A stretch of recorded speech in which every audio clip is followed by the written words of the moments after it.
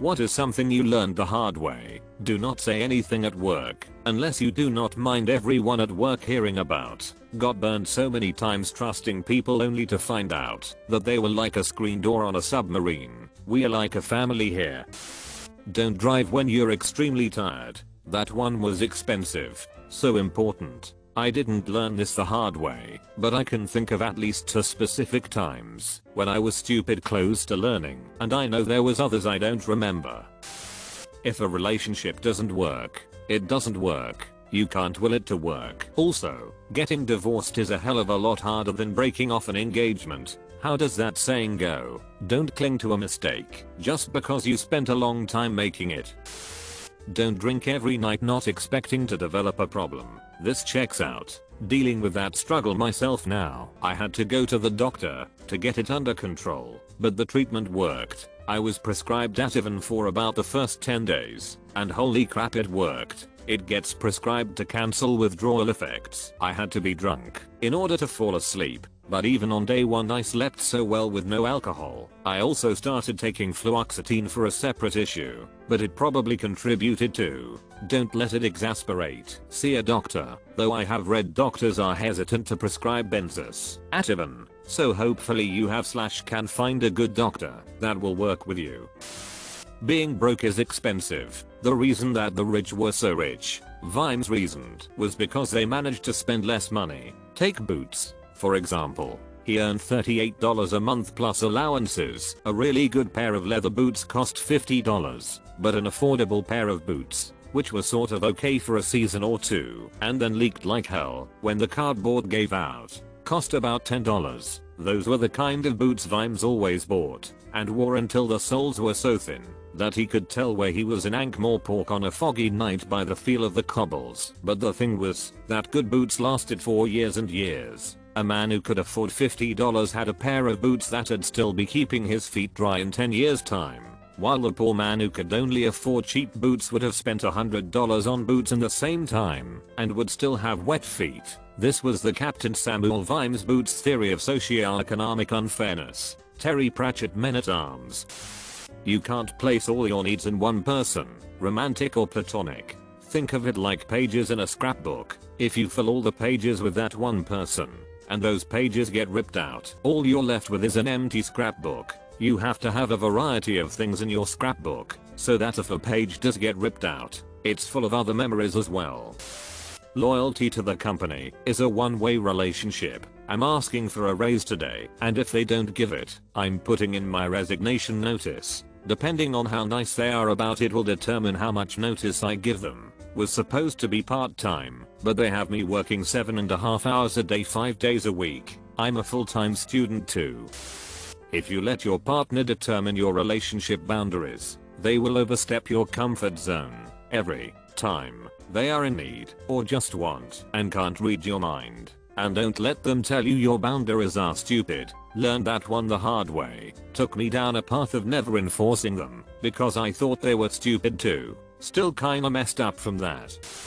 At work, ours is not there to help you. Ours is there to keep tabs on everything you do to build a case so they can do whatever they please with your employment. Had coworker that was sexually harassing another coworker, was friends with both people. Eventually harassed coworker decided she was sick of the and reported to manager. Manager arranged sexual harassment seminar for whole office. Did not address issue with harasser. It continued. Meanwhile Moran harasser was like, why did they waste a whole day on some BS seminar? Harassed reports to manager again. Second whole day sexual harassment seminar. Moran still clueless as he is. Moran and manager did not directly address with him. Third time harassed reports directly to ours. They came in, interviewed us all. I reported both the harassment and the fact the harasser didn't get called out by manager, making it very clear that harasser and management were at fault for continued issue. My words were not kept in confidence, and I'm not sure what they told harassed individual, but I became persona non grata in the office, when previously I was well liked. Ours screwed me over. Only upside,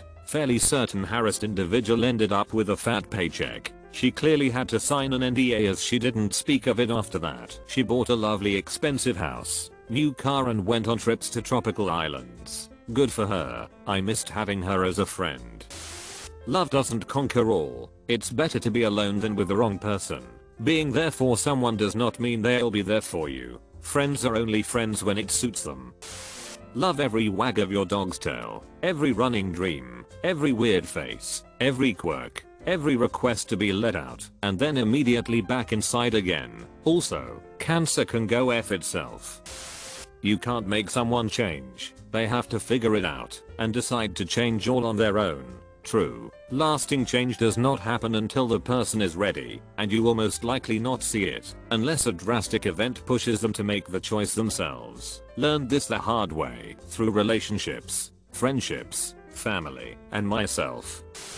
Life just is. There's no point in holding on to any of that divine judgment of they'll get this. Bad people get away with bad stuff and sometimes have amazing lives. Good people have bad things happen to them. The people who wronged you will just move on, and sometimes without repercussion. The people you have wronged, sometimes you'll just keep moving on with things unresolved, or maybe you'll never know that you even wronged someone. It's just life. But thinking about that karmic retribution just takes away mental energy. The best you can do to build a better world for yourself and for others is to just try to be as good as you can for everyone and not worry about karmic payback or karma points. Stuff just will happen.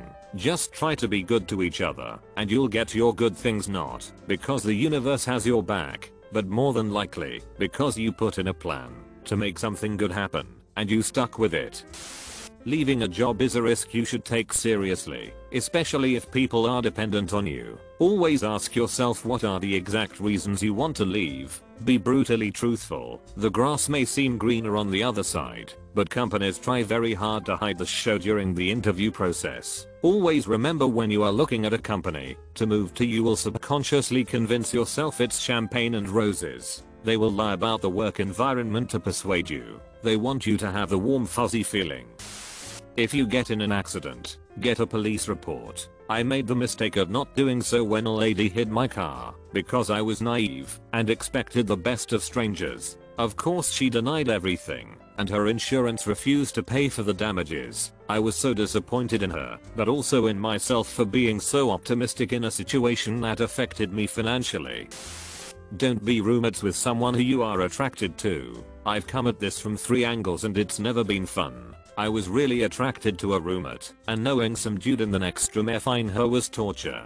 Had a roommate that was attracted to me, and I had no interest in her, was just creepy and awkward. Girlfriend had roommate that was attracted to her, and she had zero interest in him, just made every single interaction with him awkward.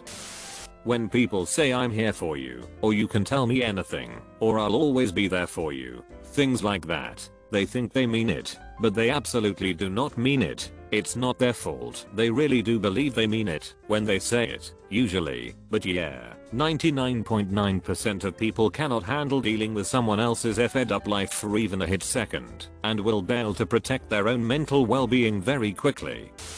Never tolerate disrespect, like never in any situation. Nowadays I have an extreme zero tolerance disrespect alarm. I'm willing to go thermonuclear or just leave it for good. The paradox is I get so more respected nowadays. Tried helping a friend with 2 kids going through her divorce. Did my best to support her while she picks up the pieces. Turns out that most people just kinda want you to keep helping without lifting a finger to even get themselves out of the hole they dug. It's a hard pill to swallow, and there was no upside to being the supportive friend. Don't repeat my mistake. Think carefully before helping. You will lose your time and most probably even your friend in the end.